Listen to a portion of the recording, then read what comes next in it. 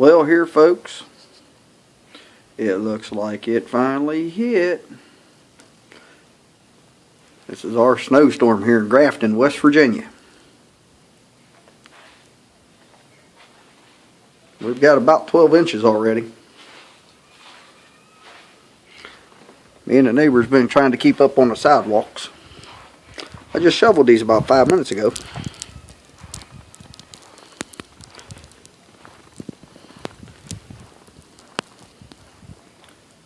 You can see the snow buildup on the front of the old Bourbon there.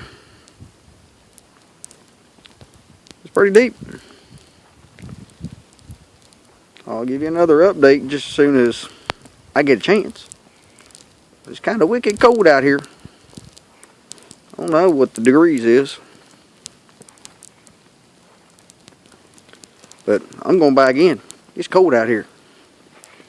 See ya.